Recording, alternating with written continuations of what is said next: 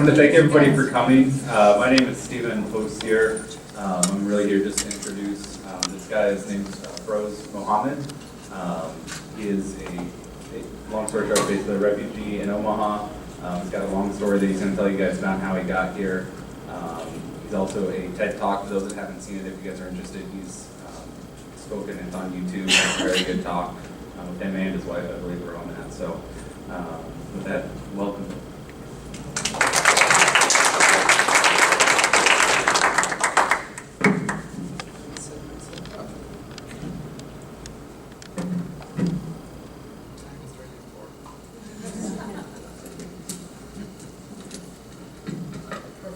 Can you guys hear me? Right? Or should I use mine? Oh, good. Perfect. Well, first of all, thank you very much for Steve and Ms. Jacqueline to preparing this all and give me this opportunity to come here and share my, people call it life story, but it's my life experience. As Stephen said, my name is Feroz Mohmand. I'm originally from Afghanistan. How many of you guys know about Afghanistan? Oh, nice. Yeah, there you go. That's good.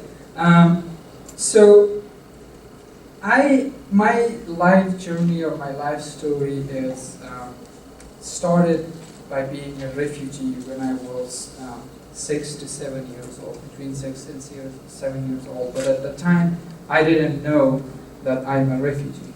I was just a kid, and I would move with my parents wherever they moved. And we will, even in our country, we would move from one place to other place to survive because of the Civil War. So that being said, my entire life I was in a war zone, which means that I have seen people dying in front of me.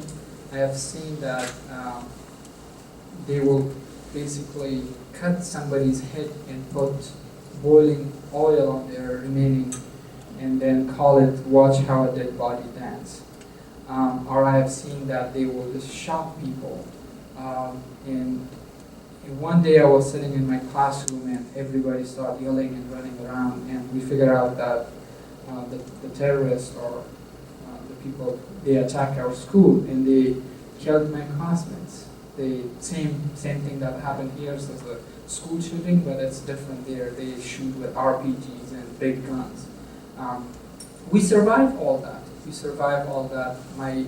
My parents back in the 80s, they decided to move to Pakistan for a better life.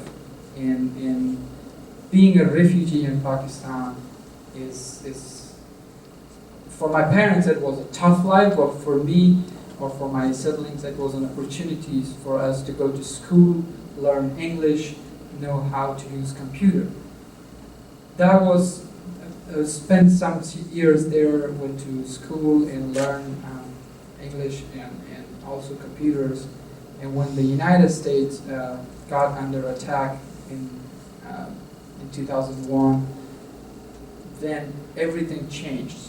So the United States invasion decided to go to Afghanistan after the terrorists that they thought that they planned in Afghanistan and attacked, and they took over Afghanistan, and everything changed. My parents decided, my parents, let me back out there, that my parents all are either in politics or in government. So they thought that it's a good opportunity for us to go back and build our country. And with that, I would say we would be the first few families that moved back to Afghanistan in 2001, and we started our life there and hoping for a better future in Afghanistan for our young generation. In that time, since I knew English and I knew computer, I was, you guys know Bill Gates, right? So I was a Bill Gates there. I knew both English and computer at the time. I got an opportunity to work as an IT officer or IT support at the presidential palace in Afghanistan. And later I was promoted to be media coordinator or press coordinator to the president. Isn't it surprising that, right? Being an IT guy and then end up as a press coordinator? Well, there's a story behind that. I got a job doing IT stuff at the presidential palace, wearing a t-shirt and just jeans, doing my work. If your computer is not working, I'm there trying to fix it. If I'm not fixing it, I will mess it up, and then I'll ask my boss to fix it. But that was my job, and I lived there for 4 months. One day I was sitting in my office and just working. I got a call that the chief of staff to the president wanted to see me. Oh gosh, I'm in trouble. What did I do wrong? Anyways, I went to his office. Long story short, he told me that their media coordinator or press coordinator resigned and I have to take his position. I thought maybe he's drunk. IT guy in a media job, I was like, sir, I didn't hear it. Can you repeat it? He's like, yeah, and you're starting from tomorrow. Okay. I came home, I told my mom that first of all, so here's the thing. In Afghanistan, people don't have Snap. Now they have it, but at that time there was no Snapchat, Facebook, or Twitter that you do something and it's in the air and everybody knows. And my mom, I would tell her that I work at the presidential palace, but she wouldn't believe. She never been to school, so that's hard for her to believe. Anyways, I told her that, Mom, I will be president's media coordinator, and she was like, oh yeah, sure, okay. Anyways, I got the job. In a week or so, I started, and here I am in front of too many mics, standing and briefing the media. What is the president's schedule, and what is he planning to do? I don't know how I've done that, but all I knew that I'm shaking a lot, and I'm trying to hold the podium, so they don't see it, but I'm sure they did. And there is a national news around 6 p.m. that it's run, and my mom loved to watch that. She would miss everything, but not that news. And I'm sitting in my office and looking at my phone that she will call me because she would be seeing that news. And as soon as I came up in the media and she saw that, and yes, she called me. She said, wow, son, I'm proud of you. It's a great opportunity. I was like, yeah, I don't know, how did I do it? And she was like, yeah, you did, good, but please, next time don't say like, And I was like, oh, no, this was my first time. Anyway.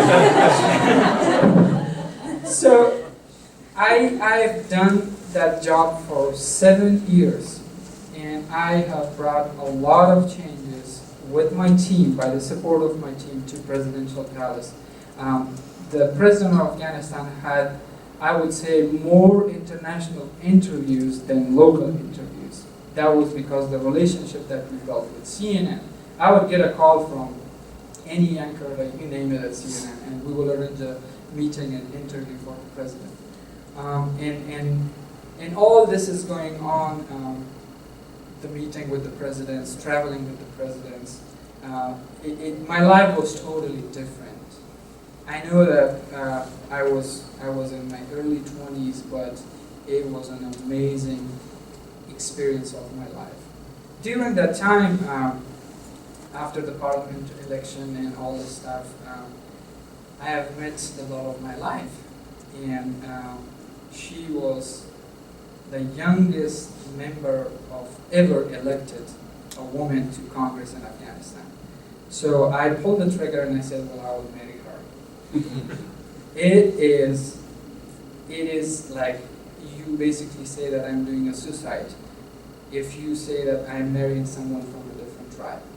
That's what I've done, and that's what she has done.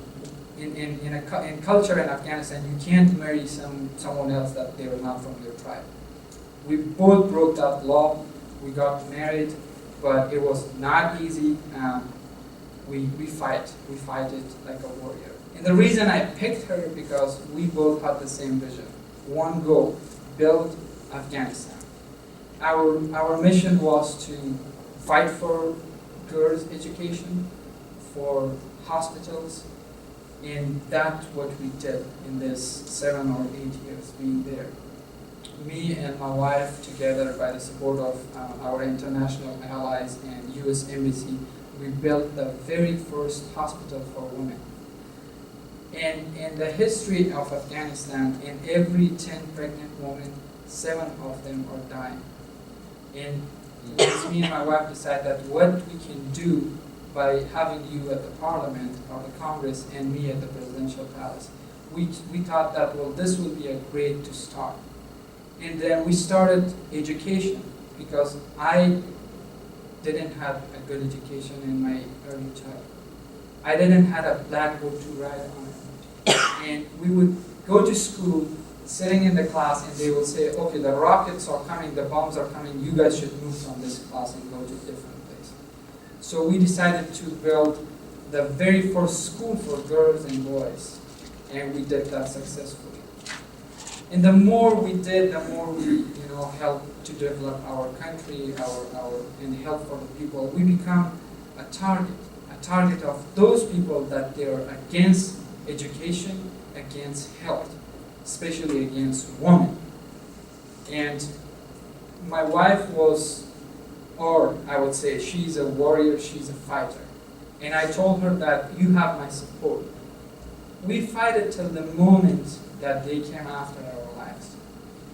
For example, when my wife was going to open that school that we built for girls, she was 6 months pregnant, 6 or 7 months pregnant, that they blew up her car. Luckily, she was not in that car. We lost 2 bodyguards there. They died at the spot.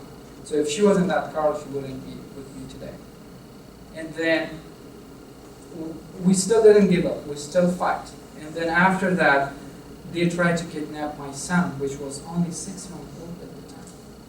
And you know what happened when they kidnap? They will send you maybe his finger or her finger to cooperate. If you don't listen, then maybe a hand, and then the next thing maybe the hit. That happened to a lot of other people there. I still didn't give up. I told my wife that I will fight, but you live. You leave with my son for some time so you guys can be safe. Some people are asking me why I am in Nebraska. What is my relationship with Nebraska? I didn't have any relationship at the time. My wife, when she got elected as the youngest member of Congress, she came in an exchange program to UNO for international students, and she had a host family that I called her my American mother-in-law. So she was living with them, and that was her relationship. So in 2010, when they tried to kidnap my son, I sent my wife and my son here to Nebraska for a short period of time, so that people can, stay away from us. But the things were different, and we couldn't keep up with what the people are saying, because they were just basically saying that I work for CIA, and my mission is here to lobby for Christianity or work for the United States. So I called my wife and I said, well, I think that was a wrong decision. You should come back, because now people are saying these things, that you are there and I'm here and we both work. My wife come back to Afghanistan, and her parliament term finished, and then she was the first female spokesperson for the government of Afghanistan. Again, our mission was very simple, just rebuild Afghanistan. Till the day that I find out that there was a assassination plot to kill U.S. diplomats, about 12 of them, from deputy ambassador to high-ranking military officers. I had few minutes to decide, let them die or save their life. And if I save their lives, it means I'm putting my life in front of them, or if I let them die, I would be still probably in Afghanistan. I just decided that no, I will save their lives, even though that I know that will be the end of my life story there. I called a friend at the U.S. Embassy and saved their lives, but that ended up my journey there in Afghanistan. I had less than 24 hours to escape with my family, and we don't know where we're going. And we got on a plane, we left Afghanistan, we went to Turkey. Me, my wife, and my son, we had U.S. visa in our passports, but I didn't want to come here illegally. I could have just come here, but I didn't want that. We went to Turkey, and I was thinking that, well, I will go back to Afghanistan and I will start my job. the people that they were after this plan for probably many years to kill those Americans, they find out that it was me. After I called my mom and I said I'm safe, I can't tell you where I am, but I'm safe, she was crying on the other side of the phone and telling me, son, what have you done? The moment you left that evening, people come to our house and they took everything and they even killed your dog. And I can't tell my mom what is the story because I don't know what is the story and what was gonna happen to me. But they killed my dog in front of my mom and told her that if we find your son, we will kill him like this. So that's how they were looking for us. In Turkey, we find out that we are a refugee. And that life that we thought that we ended by coming back to Afghanistan, now I'm a parent and I am a refugee there. It was a tough life. I mean, I can't, when I remember it, I'm like, how did we survive that life? Being a refugee is not easy. You're not allowed to work, but you have to pay your rent, you have to feed your family. Now you figure out how you live that life. Whatever we had in our life, we sold that. And we got to the point that we had nothing left but our wedding band that you don't see in my hand anymore, or my wife. We went to a store and we took out that and we sold it. That is the thing that I will never forget, even if I become a billionaire. And the reason me and my wife decided that we will never buy another one because that would remind the first one. And I remember the moment that we would walk the unsafe street in Kabul to go and look for a wedding band and with a joy to buy it. So that's our decision. Anyways, long story short, we end up being accepted by the United States government to come here as a refugee after 25 interviews, each interview from 8 a.m. to 4 p.m. And everybody knows what I have done. And I'm glad that I'm here because being a refugee, the process is from anywhere from 3 years to 20 years. But my case was different because the people that I have saved their life, they were in State Department and they were fighting for my life here, and they expedite the process so I get here as soon as possible.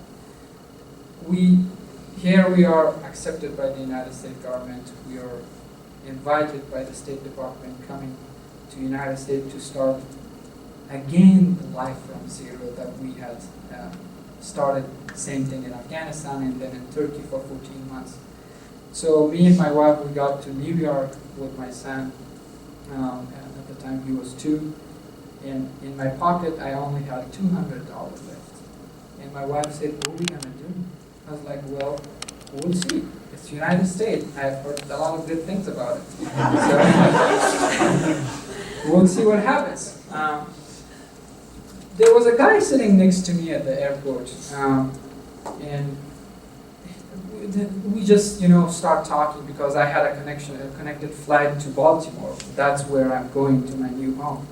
And he said, where I'm from, why I'm here. So I told him a little bit of my story, and I told him that I'm here. And he said, you know what? You have more money than me. When I came to this country 40 years ago, I had $40 in my pocket. And now I am a multi-million business owner. I look at him and I was like, wow, I would be like that in 40 years. I mean, it is possible. It is possible. It's land of opportunity. Anyways, we got our flight. We came to Baltimore. We went to our home, and it was a townhouse. The 14 months in Turkey, the shock that I had, or my wife had, that changed our life, that we would scare from strangers. I would think that, well, these people are after me. Even though I have traveled the world, I have traveled in Air Force One, I have traveled with the President, I have, you name the leader, I will tell them what they like, what they don't like. But that changed, the stress that we had 14 months as a refugee. And one day we were sitting and the door knocked, so we opened the door and I saw the I recognized the kids and the wife because I saw their picture back in Afghanistan in their dad's office. And that's the person that I have saved his life. So the lady came forward and said, you saved my husband's life and thank you very much, and she gave me. At that time I realized that I'm a hero and I have done the right thing. I have saved lives, that's it. No matter what people are saying, that I was a CIA spy, I was this, I was that, I saved this family's dad and 11 others. So we started our life there and we had 90 days to be Americans. In 90 days. It means that for the people that they live here for years, we have to have the same life. Pay our rent, pay insurance, pay, I don't know, this and that we don't have back home. So people, when they come as a refugee in the United States or any country, I mean, people are saying that, well, you guys are here to take our jobs, you're here to just lean on the government and they will help you. No. Only 90 days, that's it. Not 90 days, which means for 3 months, the agency that they get billions of dollars from the UNHCR, which is a United Nation, they will give you like rent or food or the things that you need for your life. After that, you're on your own. So imagine me and my wife, we were both able to speak English, but there are people that they're coming there with zero English. How hard it is for them to learn English in 90 days. I wish it was any other language. I still struggle. But, you know, people survive. So we start our life, and my wife would always say, let's go to Nebraska. I would Google Nebraska and Nebraska? People live there? She's like, yeah, it's a good place, and let's go. And I was like, no, I'm a big city guy. I want to go to New York. I want to go to Washington, D.C. I want to go to California. Yes, we did. We lived in Baltimore. We lived in Virginia. We lived in San Diego. Wow, beautiful city, beaches. But you know, the love and the care that is in Nebraska, it's nowhere in the world. And I can guarantee you that with my experience that I've lived in other states, people are nicer here. Me being a Muslim guy with a weird name, Feroz Mohmand, who gonna hire him, right? I mean, we can hire somebody else. He might be a terrorist. That happened to me. That happened to me.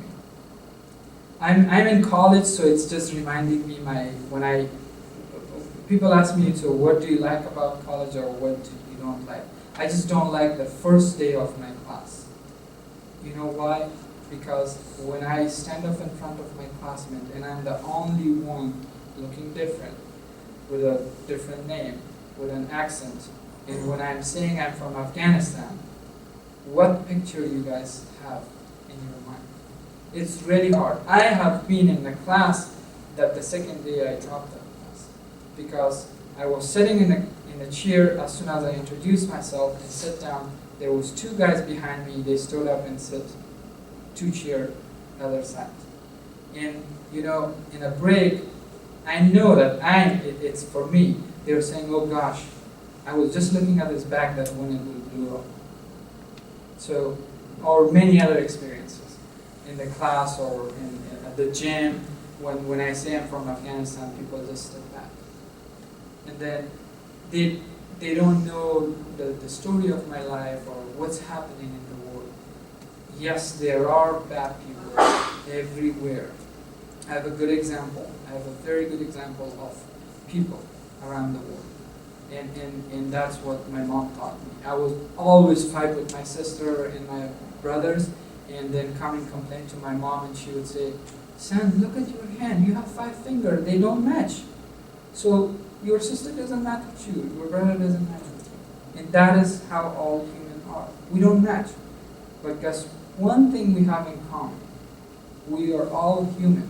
We all have heart. And you can change people's life by sharing your story. And Nebraska is one of the places that I see that people listen. People are willing to listen, and people are willing to listen to your story and learn. I had an accident at the gym that I go. There was guys sitting in the incident that happened in New York, that some crazy guy that called himself Muslim cut somebody's throat. So these two guys are talking about that, oh, Muslims should be kicked out of this country and we don't need him here, and all the things. And I'm sitting there, and I just try to jump in their conversation, and I said, yeah, you guys are right, they should not be allowed to be here. Anyways, so we continue that conversation, and I just wanted to get their mind. And then the next day we were selling each other at the gym, and one day I was driving to Walmart, and I saw that the guy that we had a conversation, he has a flat tire and just around the street. So I parked and I said, hey buddy, do you need help? I can help you. And he's like, no, I will call my insurance. I was like, I can change your tire. And he's like, are you sure? I said, yeah. So I changed his tire, and then in a conversation, so he asked me where I'm from. And I told him I'm from Afghanistan, and yes, I'm Muslim. That shocked him. Now we are best buddies. I mean, I have tons of stories. When I moved to Nebraska, I was in an apartment, and my next door neighbor thought that he should move because now somebody that might be a terrorist is his neighbor. And that's what he's telling me now. And then later, when I start conversation with him, told him who I was, what's happening, now it's different.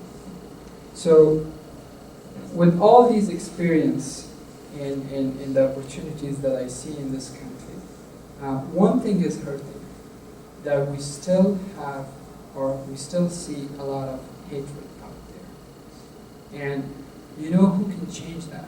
You can change that. You are the one that can stand and say no to wrong. And that's what I've done in my country, in Afghanistan. That I would stand in front of the people that would say that no, girls are born to stay home, marry, and die.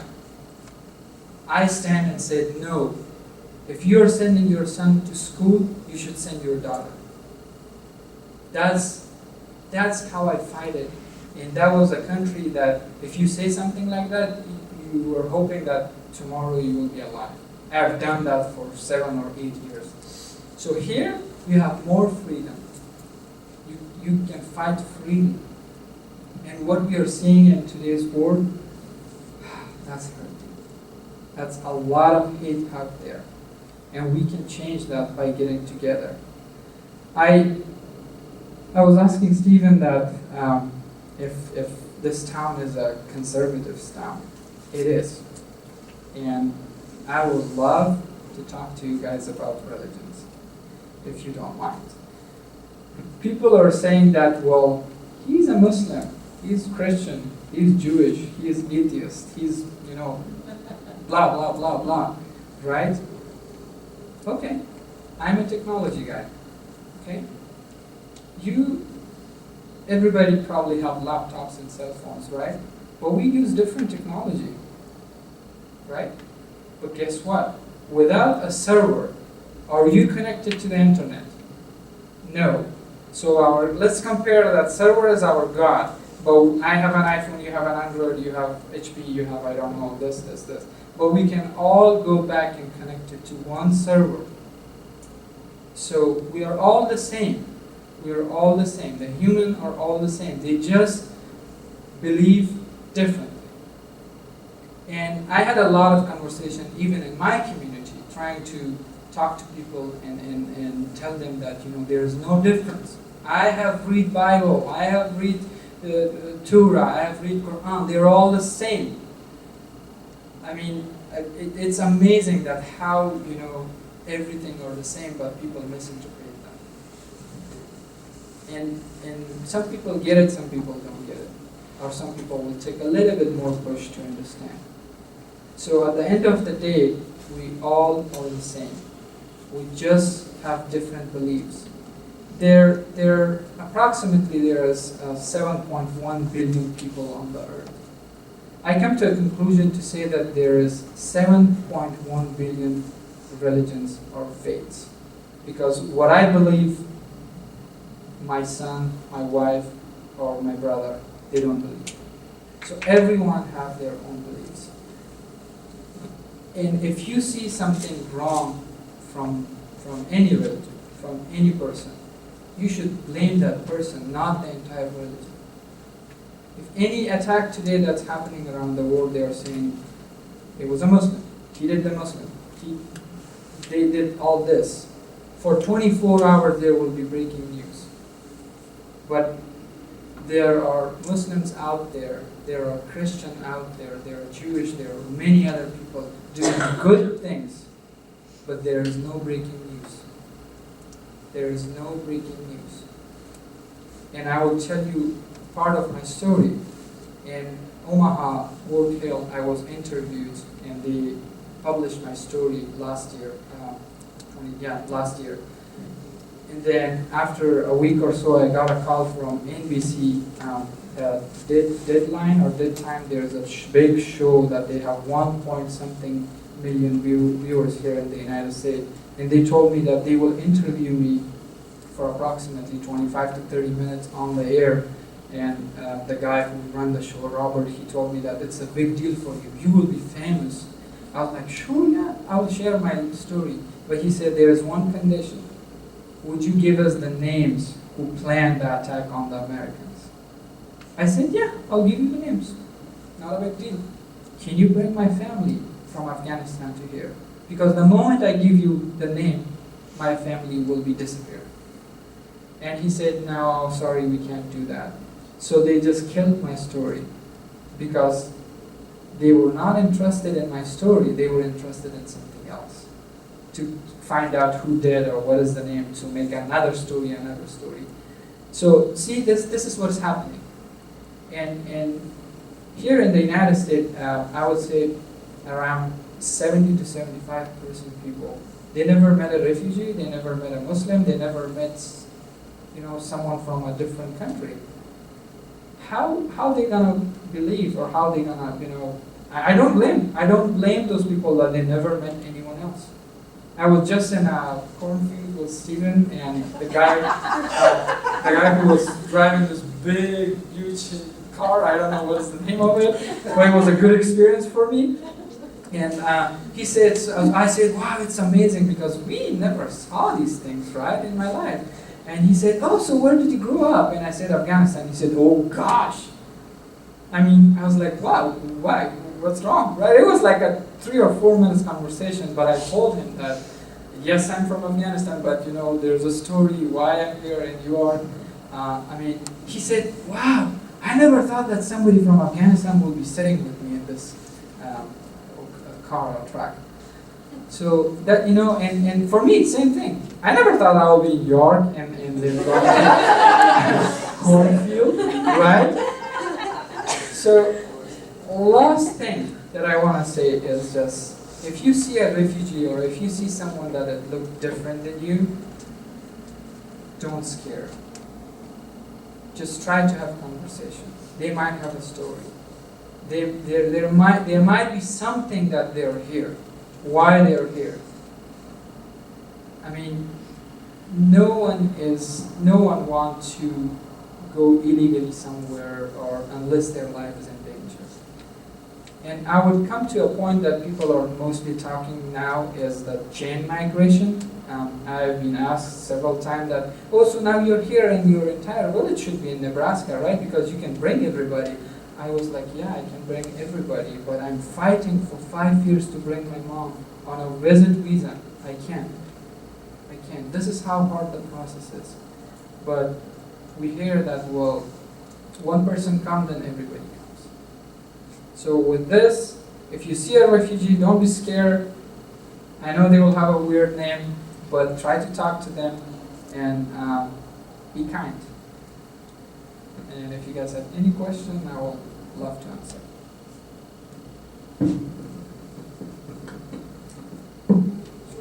Will you be able to bring your parents over or wish. I just mentioned that the process is that hard that for the past 5 years that I'm in the United States, I've spent thousands of dollars to lawyers to bring my mom on a visit visa. I can't. Not even a visit. Not even a visit, no.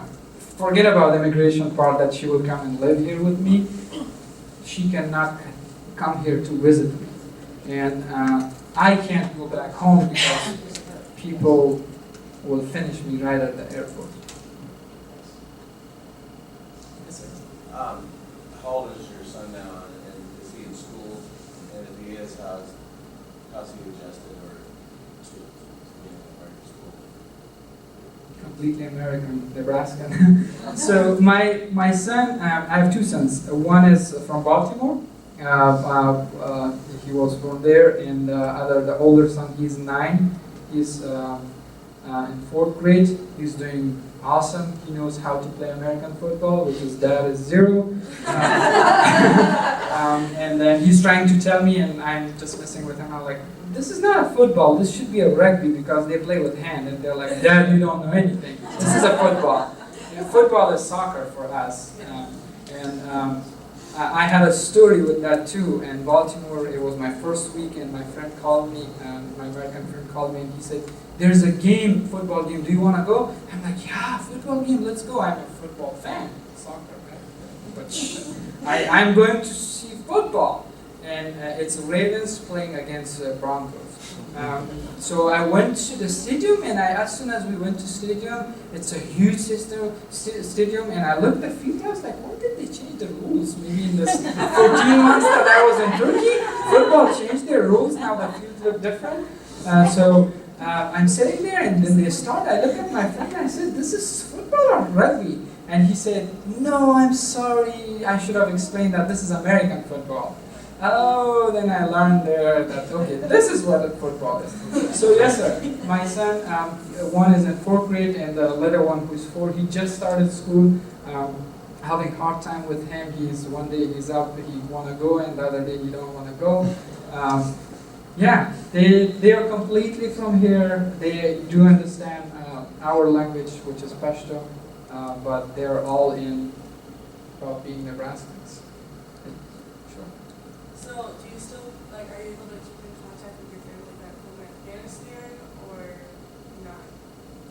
Yes, I'm in contact with my mom, with my brothers, with my sisters. We still talk. We do FaceTime now, technologies. We talk, but one thing is hurting me, that when it's a Mother Day and I can't hug her.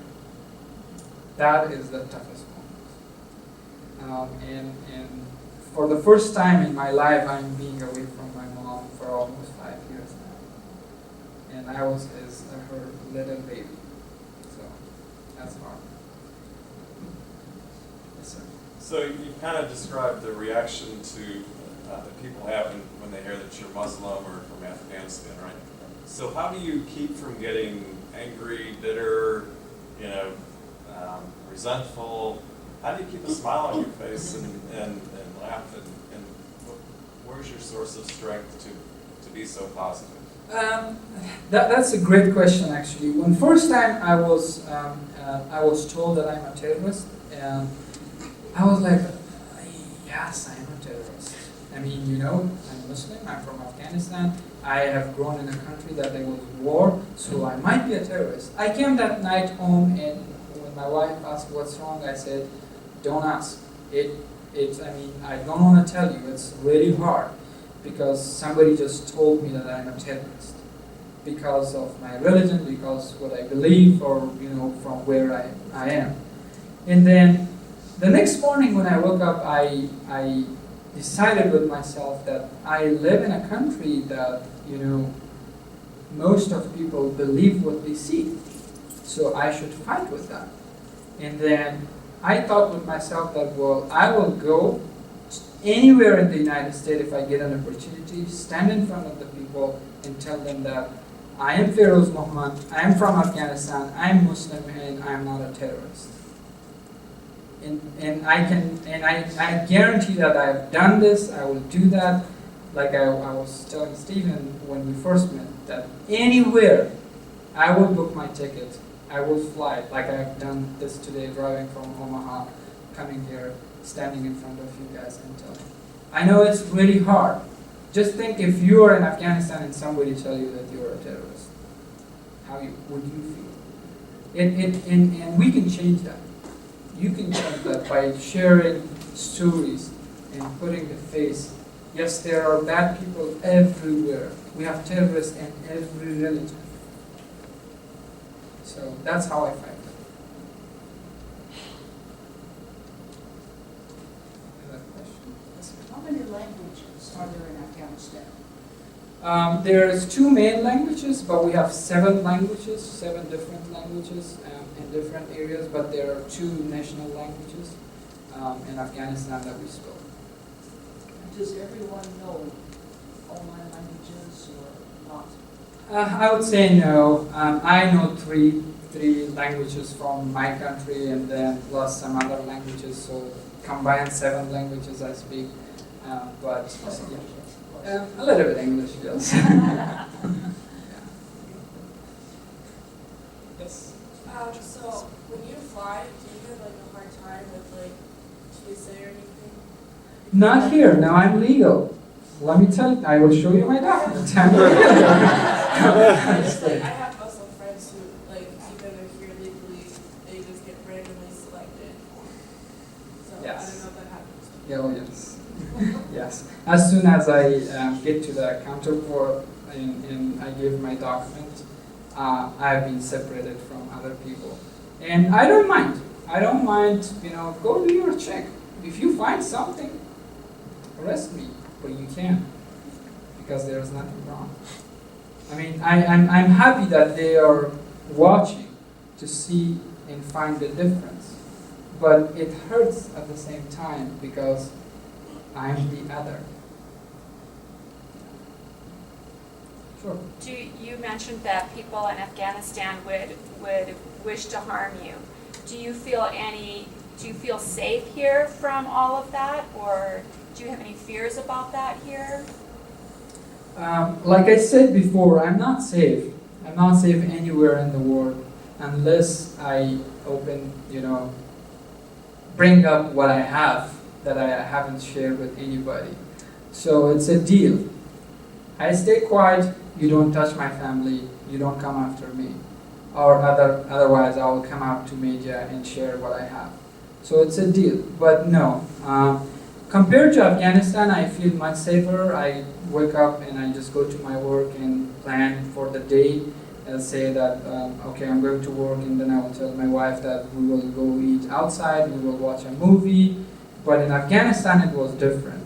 In Afghanistan, when you're going out, you pray and say that, I hope I will come back home and see you.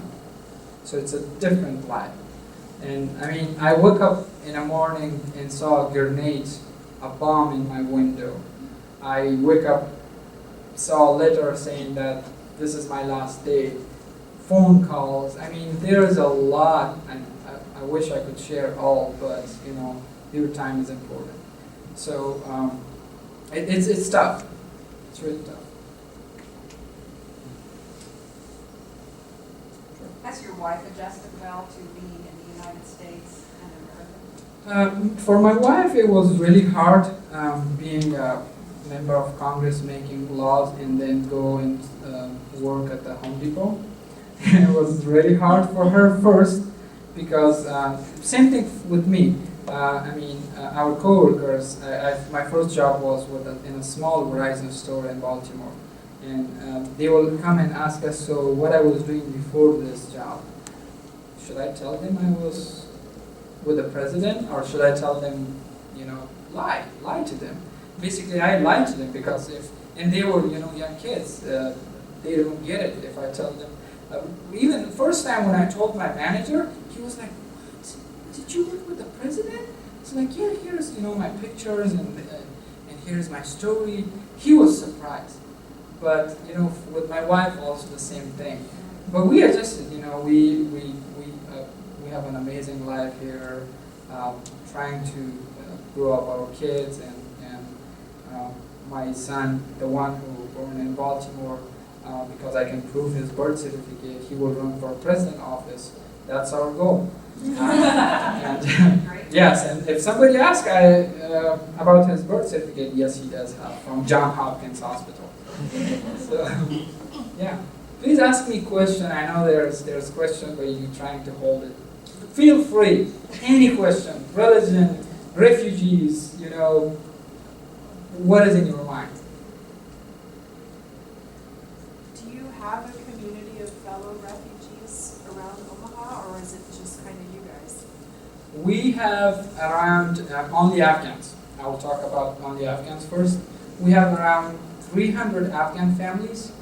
Some of them have been here from 1950s. Yes, in Nebraska. And then there's a lot of, other countries' refugees in Omaha and Lincoln. Lincoln is a second home for Yazidis, which is from Iraq. They call that as their second home as a refugee. So, and the way that, the refugees, the way they work, 2 or 3 jobs, in the jobs that nobody else will do it. They are tough. All right. Question? So you're in college now, and so what are you studying or work? Sure. So let me start by, you say, where do I work? I was working first when we came to Omaha. I worked with Lutheran Family Services, which is a refugee resettlement agency. Like I said, you have 90 days to live the American life, but then after 90 days, there is no help for you. So then there are agencies like Lutheran Family Services that they will help you with finding a job, learning how to drive, ESL classes. So I was working there and helping other refugees that they will come to the United States and tell them that, oh, don't do that because I've done that and it's wrong. So from my experience. And then in 2016 and 2017, when we had the new president, the budget cut that came to resettlement agencies, I lost my job. And since I had experience in IT, but it was really tough for me to get into that industry because, there maybe my name in the resume or I don't know, but I would never get an interview call. So I was kind of disappointed, and I was leaving back to go to California to drive Uber so I can support my family. And then a friend recommended me he had a friend at the company that I work currently. I got a job as a nothing because they said, well, this guy, we know him and he introduced you, so just come and you will figure out what you can do. And then in less than 90 days, I became the IT manager in that company, and I'm studying cybersecurity. This is my last year, and I know a lot of fun things about cybersecurity. How does that work? So, yep. Yes, ma'am. Compared to life in America, what is your mom's life like right now? My mom's life, I'm sure she missed me, and her life is just, that's from what I see is that she wants to have her son next to her one day and just get back together as a family. She's living a tough life right now because she's in danger. If I say anything wrong here, she might not be alive. And when I tell her, how our life is here, it's totally different. And I told her that in this recently I was telling her that in this 5 years that I'm in the United States, I never seen electricity go for a second. She was like, no way. It's like, yeah, it's different.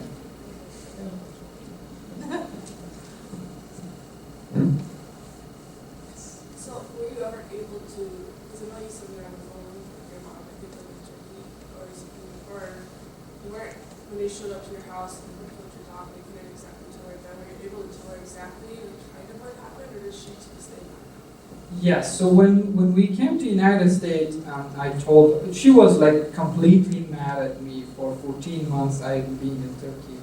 She thought that I've done something really wrong in the government, and that's why I'm running away. But I didn't want to tell her at the time because I didn't know my future.